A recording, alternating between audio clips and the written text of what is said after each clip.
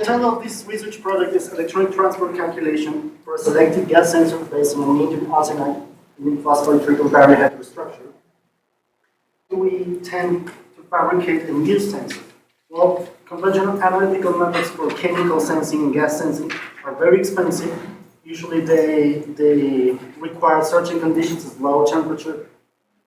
They are highly selective, highly accurate, but their lack of some characteristics that sensors have, like portability, low power consumption. The problem with sensors would be that they lack other characteristics very important, like sensitivity, selectivity, and that's why we're turning to nanosensors, because the surface area to volume ratio make them highly sensitive. You see here different technologies, nanowires. Some are under investigation, like these MEMS and nanowires, and some are in commercial today, like the metal oxide semiconductor sensors. Okay. What is the idea of having a highly selective sensor? Well, if we want to recognize certain molecules, we will have to look at very specific characteristics of these molecules. This sensor is based on a theory of smell, of how smell works, of olfactory recognition, proposed in the early 90s by Luca Turin. Professor Turin's theory is that we smell actually vibrations, that the smell sense in human beings does not work on shape recognition as everything else, almost everything else in biology. So, this theory says that we have an olfactory receptor here. We have, say, two proteins, one with the donor energy levels and another with the acceptor energy levels. And the electrons are kind of fuzzy creatures that can tunnel through this gap here, this barrier. But only if they have the same energy level. Well, we have a difference here from donor to acceptor levels. How can an electron tunnel for this? Well, you can see a short video, but it's basically by exciting molecular vibrations. This short video here kind of explains how the theory of Luca Turin works. We have here two electrodes at different levels, and electrons coming from these electrodes can excite molecular vibrations, this vibration here of the oxygen atom, and tunnel through generating current. The detection of that current is what we can measure, we can sense and detect the presence of a molecule. The vibrational spectrum of molecules is usually unique. So, what is the idea? The idea is to use triple barrier heterostructure. This here is a nanowire, an indium arsenide nanowire, and with three potential barriers of indium phosphide. The confinement inside these quantum wells that are generated between barriers generates the highly localized quasi-bond states. These quasi-bond states is what we can use as the donor and acceptor levels and the picture we showed before. As we start applying bias, these energy levels start to shift up and down. And this difference between the quasi-bond states in different quantum wells is the energy that the vibrating molecule or vibrational modes of a molecule must match in order to generate current. Now, we built a very simple model to analyze this device, and it's just a one-dimensional model. What we did was concentrate all the properties, all the crystalline properties of the device in a 1D chain. And we discretize that using the finite differences method to easily calculate using any personal computer. We generated a MATLAB code to do this. Now, how we analyze a quantum transport system, and I hope you stay awake because here comes the theory, the boring part. When we have an isolated quantum system, well, we have everything described by a wave function, and we cannot have local discrete energy levels. But when we couple that to a contact, we introduce a perturbation. This, once discrete energy levels start to broaden. That broadening is what we're going to describe by a self-energy matrix, or self-energy function. And with those self-energy functions, we can use the non-equilibrium Green's function method to calculate the transport characteristic. This is kind of the time-independent Schrodinger equation, but written in a matrix for just one level, just for the sake of explaining. Here we include this I gamma over 2, that's the perturbation. That's this gamma here is what we call the broadening. Of course, this is a 1D level example, so generally all these will be matrices. And if we clear out this side, we will obtain the time-dependent Schrodinger equation. This is a homogeneous equation. But when we start applying bias, what happens is that this homogeneous equation turns into a non-homogeneous equation. The non-equilibrium Green's function method allows us to use this definition of Green's function, the inverse of all that is in this parenthesis, to obtain a solution for the non-homogeneous equation starting from the homogeneous equation solution. We did all that using matrices. So this is the generalization for the discretized model and for several levels of energy. Here we have these sigma matrices are the self-energy matrices that describe the interaction of the system with any perturbation, in our case the context. And this gamma matrix is the broadening matrix. That describes what I mentioned before, the broadening of the discrete states. Now, we have a definition that is the spectral function. And this spectral function here, that's kind of a rough equation to solve, but we can see it in terms of the Green's function. So we would just have the anti-Hermitian part of the Green's function, that's the spectral function. And when we discretize, we will obtain this in the matrix form here. We go back to the definition of density of states. We kind of see that this definition equals the diagonal elements of the spectral function. And that's how we calculate the density of states. In general, total density of states, and using our localized data, we're using the local density of states. It will help us to analyze the plausibility of this device. Now, how we get current from non-equilibrium Green's function? Well, kind of intuitively, current is defined as the change in electron density with time. This here. This is some algebra. We don't have time to go through that. This here will be the time-dependent Schrodinger equation. And the definition of Green's function that we already have. We come to this definition of current, of this formula.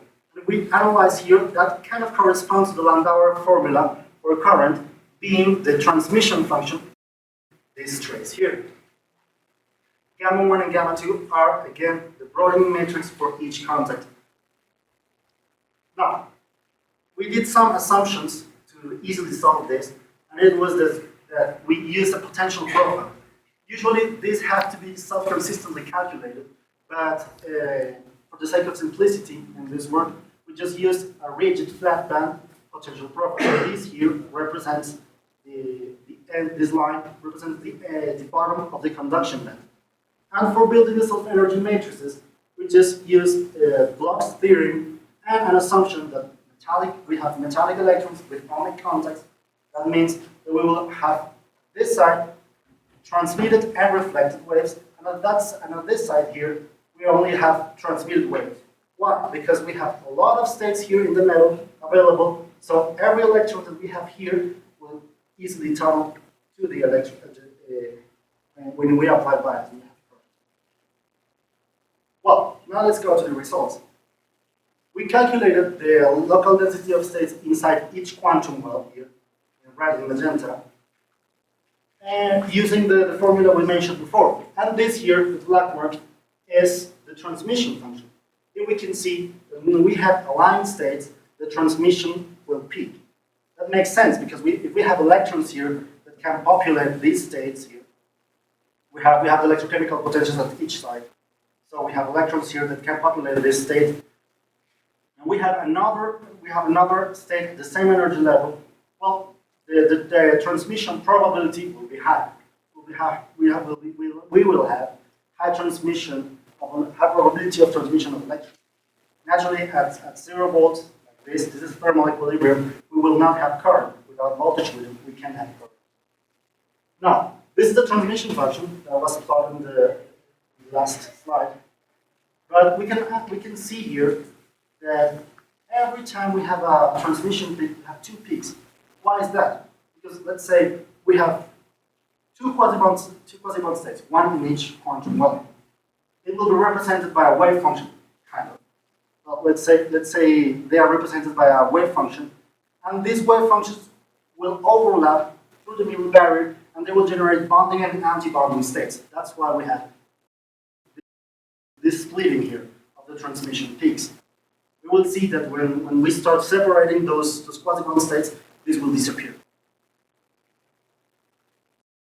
We calculated the current, or the IBE characteristic curve, and we obtained this cube. I don't know if you can see here, but we have three sensing regions. Those sensing regions correspond to the voltages at which the quasi-bond states are unaligned. We wanted to prove the plausibility of such a device, so we have to go out and look for vibrational energies, so we can compare with the difference in quasi-bond states that we obtained. Here we have some functional groups and vibrational energies for organic molecules, but we have some modes that have very high energy, vibrational energies for the device we designed. So we went to gases. Gases have very easy and very low vibrational energies. We chose sulfur dioxide here on this table. So we have the three vibrational modes. We have the symmetrical stretching, bending, and anti-symmetrical stretching. Here in this table we have summarized the energies of the vibrational modes and the detection lines.